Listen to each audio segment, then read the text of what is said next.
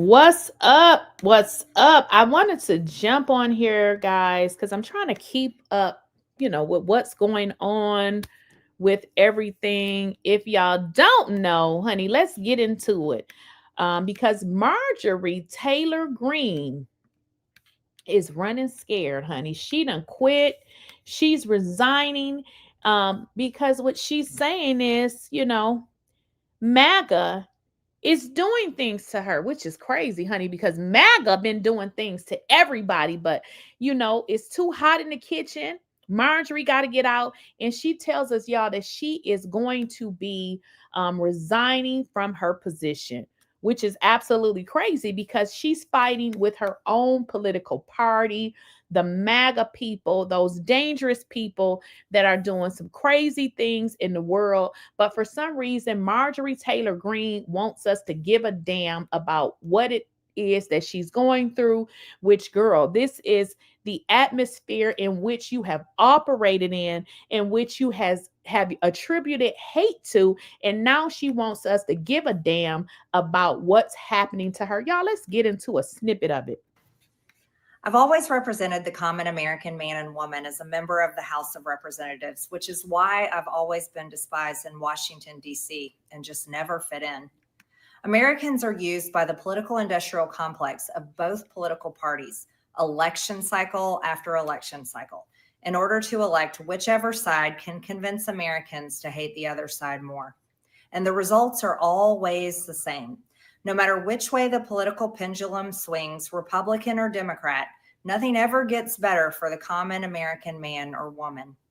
The debt goes higher, corporate and global interests remain Washington's sweethearts, American jobs continue to be replaced, whether it's by illegal labor or legal labor by visas or just shipped overseas.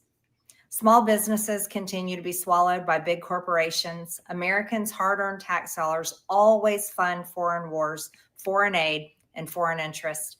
And the spending power of the dollar continues to decline. The average American family can no longer survive on a single breadwinner's income, as both parents have to work in order to simply survive.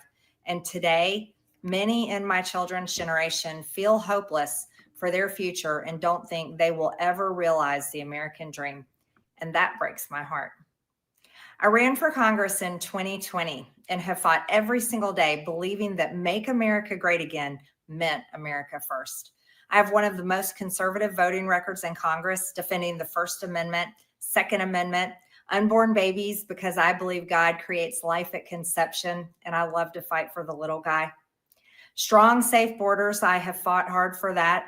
I fought against COVID tyrannical insanity and mandated mass vaccinations, and I've never voted to fund foreign wars with your hard-earned tax dollars. However, with almost 1 year into our majority, the legislature has been mostly sidelined. We endured an 8-week shutdown, wrongly, resulting in the House not working for the entire time, and we are entering campaign season, which means all courage leaves and only safe campaign re-election mode is turned on in the House of Representatives. During the longest shutdown in our nation's history, I raged against my own speaker and my own party for refusing to proactively work diligently to pass a plan to save Americans' health care and protect Americans from outrageous, overpriced, and unaffordable health insurance policies. The House should have been in session working every day to fix this disaster. But instead, America was force-fed disgusting political drama once again from both sides of the aisle on television every single day.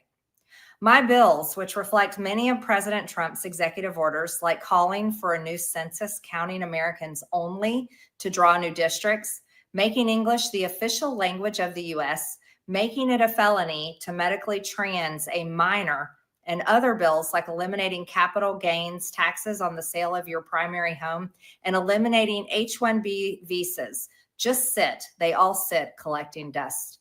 That's how it is for most members of Congress bills. The Speaker never brings them to the floor for a vote. Many common Americans are no longer easily convinced by paid political propaganda spokespersons and consultants on TV and paid shills on social media, obediently serving with cult-like conviction to force others to swallow the political party talking points. Because They know how much credit card debt they have. They know how much their bills have gone up over the past 5 years. They actually do their own grocery shopping and know food costs too much. Their rent has increasingly gone up and up. They have been outbid by corporate asset managers too many times when they put in an offer to buy a house. They have been laid off after being forced to train their visa holding replacement. The college degree they were told to earn only left them in debt with no big six-figure salary. They see more homeless people than ever on their own community streets. They can't afford. Okay, guys, I just want to jump in here for a moment. I am not a Trump felon, multiple felon, messing with children supporter. No, I'm not a Trump supporter. Absolutely no. But here's the deal, Marjorie Taylor Greene is full of shit, okay? She's full of it. She's full of it. She's full of it. Her real issue with Donald Trump is that he did not give her that position in the Senate that she wanted. And now she's spewing all of these things about Donald Trump that she already knew from the beginning. So, no, nobody feels sorry for Marjorie Trailer Park Greene because she was MAGA crazy not that very long ago. And we're going to get into a video that exposes her for who she really is. So, what she wants to do is try to separate herself as if she's, you know, trying to help victims. She really ain't. She's trying to posture herself for something else because I doubt at this moment in time she realizes that MAGA is so crazy. She knew exactly what MAGA was when she positioned herself to be a part of that particular party. Health insurance or practically any insurance, and they just aren't stupid. These are the people I represent and love because that is who all of my family and friends are, common Americans. I've been blessed to represent the 14th District of Georgia for 5 years. The district is filled with some of the most wonderful, kind-hearted, God-fearing, patriotic, hardworking people you will ever meet. Good, regular, common Americans. I've worked hard to bring taxpayer dollars back home to help district needs. I impeached Biden's Secretary of Homeland after watching my constituents die as he facilitated dangerous open border invasion into America. And I led the effort to defund hard left politically biased NPR and PBS and the corrupt USAID, and I did that as chair of the DOJ subcommittee. I have fought harder than almost any other elected Republican to elect Donald Trump and Republicans to power. I traveled the country for years. I spent millions of my own money. I missed precious time with my family that I can never get back. And I showed up in places like outside the New York courthouse in Collect Pond Park against a raging leftist mob as Trump faced Democrat lawfare. Meanwhile, oh, now they're a leftist mob. But you was right with them, ho. You was right with them pushing that propaganda and that bullshit. Now that they done said they ain't gonna whoop your ass, now you want us to give you sympathy, and I just don't have it for you, pale face. I don't have it for you. You were right over there rallying with the MAGAs, but they don't want you now. And you over here now crying as if we give a fuck, and I don't. I feel no remorse for this hoe. most of the establishment Republicans who secretly hate him and who stabbed him in the back and never defended him against anything have all been welcomed in right after the election. And I will never forget the day I had to leave my mother's side as my father had brain. Let's be clear here. Marjorie is not standing 10 toes down on shit. What Marjorie is trying to do is posture herself so that she doesn't look like the rest. Marjorie has been down with Donald Trump, and she said it in this video from the beginning.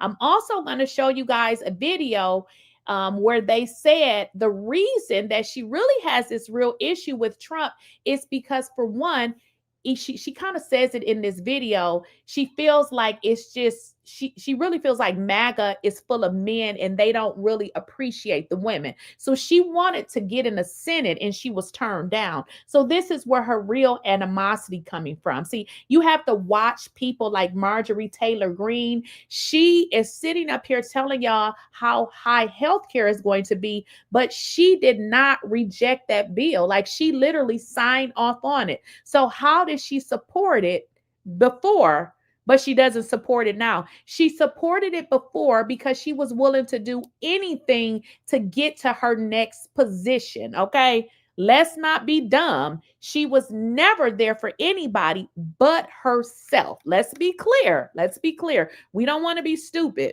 Surgery to remove cancerous tumors in order to fly to Washington, D.C. to defend President Trump and vote no against the Democrats' second impeachment in 2021.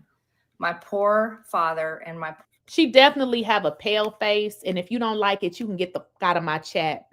Okay, she definitely has a pale face, and you probably got one too. Poor mother. It was way too much for all of us.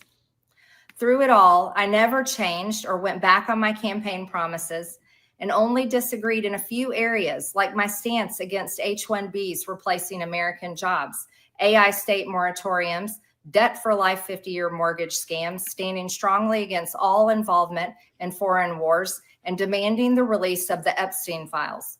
Other than that, my voting record has been solidly with my party and the president.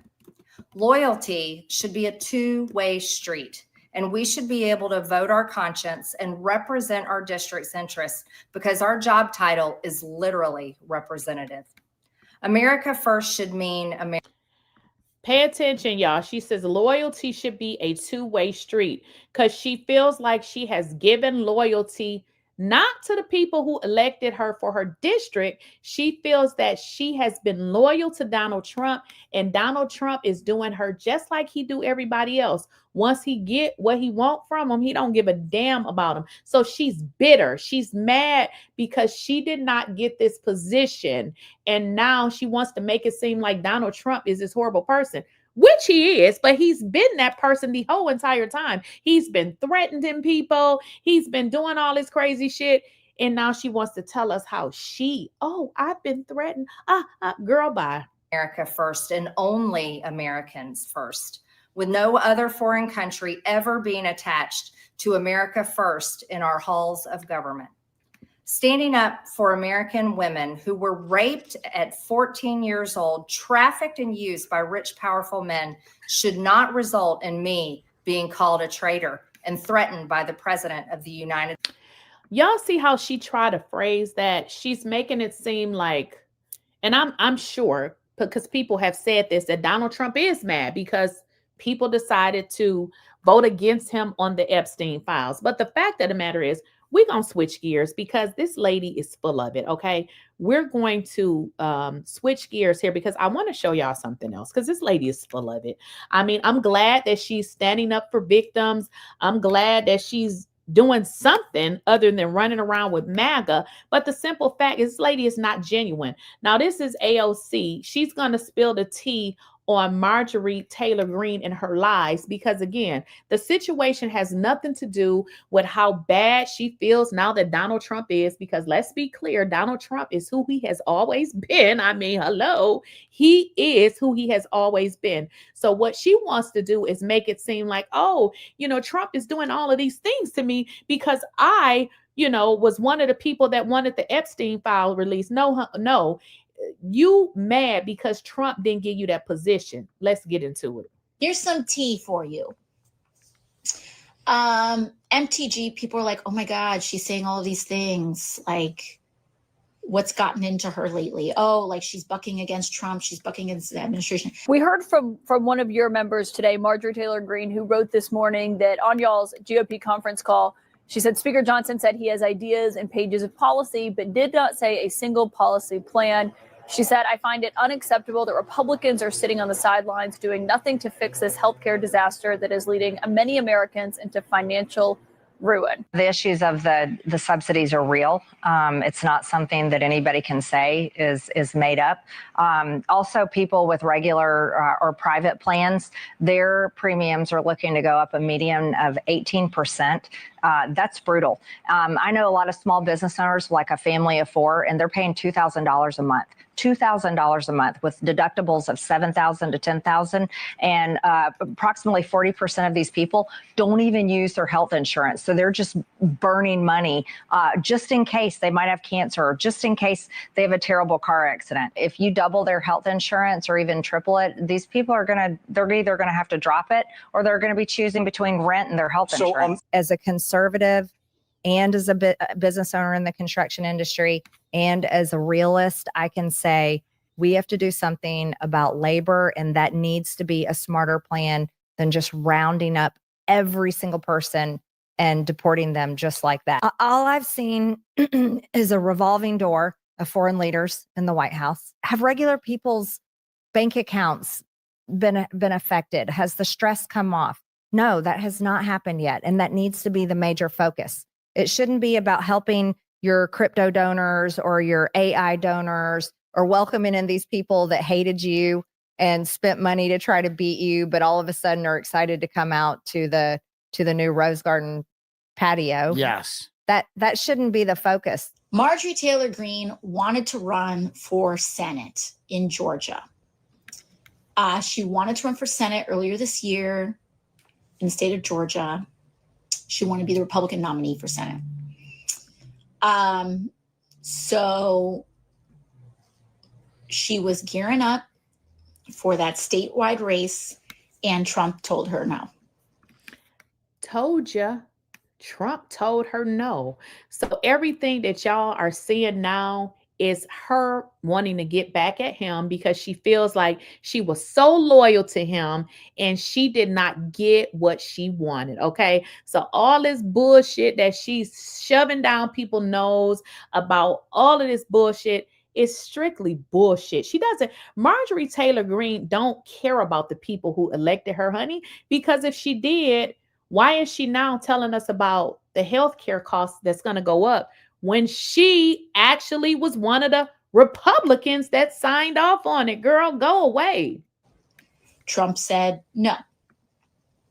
And the White House and Trump land shut down Marjorie Taylor Greene's personal ambitions to run for Senate. And she has been on a revenge tour ever since. And so all of this stuff that you're like, oh my God, like, it is all personally motivated. All of this stuff is personally motivated. There is no signs of revelation that I see up close. This is not a person that is backing up anything of what they're saying with any sort of action, which gives the whole game away. This is a person that is trying to twist the knife on people who frustrated her personal ambition. And until that is the story, and until any one of these little public statements or media statements is actually backed up by a genuine change in policy position, I'm just not going to, and not just a change in policy position, but a commitment to that change. I'm just not going to buy it. I welcome it. I think it's never too late to change. But you know, I just don't buy it. So I don't buy it either. Marjorie Taylor Greene is who the hell she is. All of this bullshit that she's trying to shove down people's necks about MAGA, we don't want to hear it, darling. We already know who MAGA is. You are a part of MAGA and you are a part of the problem. Well, let's get into what our girl Jasmine Crockett had to say about all Marjorie Taylor Greene. Announcement from Congresswoman Greene. What went through your mind when you first heard she was going to resign on January 5th? You know what? Honestly, I was like, you've got to be kidding me. You're on the other side of the president for 1 week and you can't take the heat. Imagine what it is to sit in my shoes, to not only be on the opposite side of him, but to have people like her who are constantly fanning the flames of hate. And imagine what those threats look like when you literally are someone like me. But at the end of the day, I know that I serve the people of Texas 30.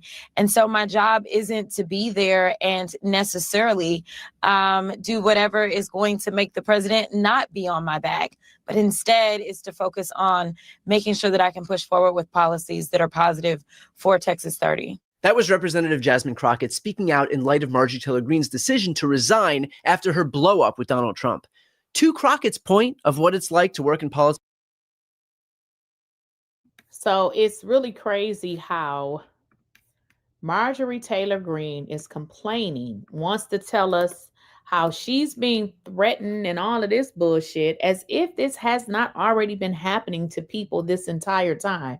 So what is Marjorie Taylor Greene gearing up for? What is going to be the next surprise? What is she going to tell us? Is she going to tell us she's running for president, which y'all vote for? What is she going to tell us? Because I feel like there's something else that she's going to come out and tell us. But let's finish watching this. Republican Congresswoman Marjorie Taylor Greene of Georgia stunned Washington once again this week. She announced that she's going to resign from Congress on January 5th. I'm going back to the people that I love. Congresswoman, thanks so much for joining us. I want to start with the shocking announcement from Congresswoman Greene. What went through your mind when you first heard she was going to resign on January 5th? You know what? Honestly, I was like, you've got to be kidding me. You're on the other side of the president for 1 week and you can't take the heat. Imagine what it is to sit in my shoes, to not only be on the opposite side of him, but to have people like her who are constantly fanning the flames of hate. And imagine what those threats look like when you literally are someone like me. But at the end of the day, I know that I serve the people of Texas 30.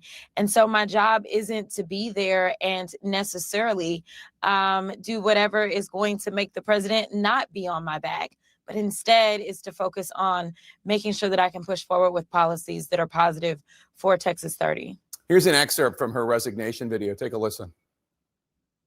Standing up for American women who were raped at 14 years old, trafficked and used by rich, powerful men should not result in me being called a traitor and threatened by the President of the United States, whom I fought for. So she seems to be suggesting that it is their disagreement over the release of the Epstein files that is causing this shocking political breakup. What's your response to that? I mean, listen, I don't know why you people keep putting in my chat, she's stupid. That is a clear indication that you're stupid. I tell you what, why don't you go Google her credentials and Google yours? Some of y'all don't even have a high school diploma, but you're saying that she's stupid. Go somewhere and read on your level, which is probably the 4th grade. He's upset with Thomas Massie, and so he's gone after him. He's upset with Boebert. He's upset with any Republican that actually signed the discharge petition. But somehow they were able to weather the storm.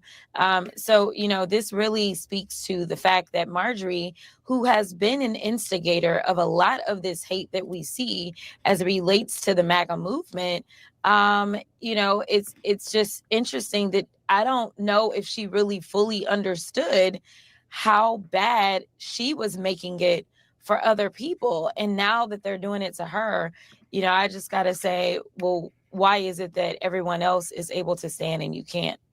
The House Oversight Committee, which you are a member of, said Friday night that your committee is expanding its investigation into Jeffrey Epstein. Do you have any idea what this expanded investigation might include? I do not at this point in time.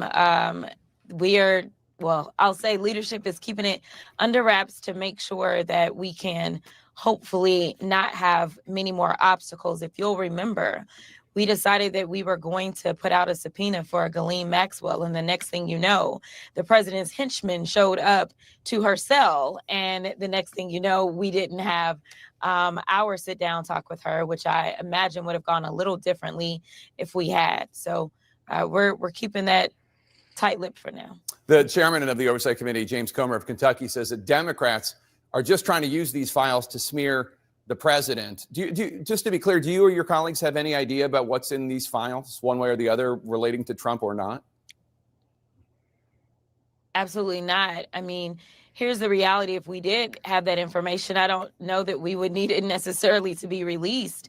And we know that the Republicans keep saying, figure out what it is the Democrats have done and make sure that you can pull out the Democratic stuff and make sure you get rid of all the Republican names. Listen, I don't really care who is in the files. At the end of the day, right is right, wrong is wrong. And if you are truly about law and order, then we should be looking for who it is that has broken the law and in what ways. And we need to better understand who potentially in government allowed for a lot of these things to take place, whether we're talking about the fake immigration paperwork that we've heard from a lot of the survivors, whether we're talking about other foreign governments that have participated and who it was that allowed for that, whether we're talking about the sham organizations, the sham modeling agencies that were nothing but a front for trafficking. We need to know whether or not they still exist in some other iteration.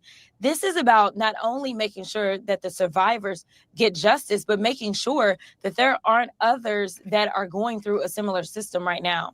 There was a back and forth this week after you accused former Republican Congressman, now EPA Administrator.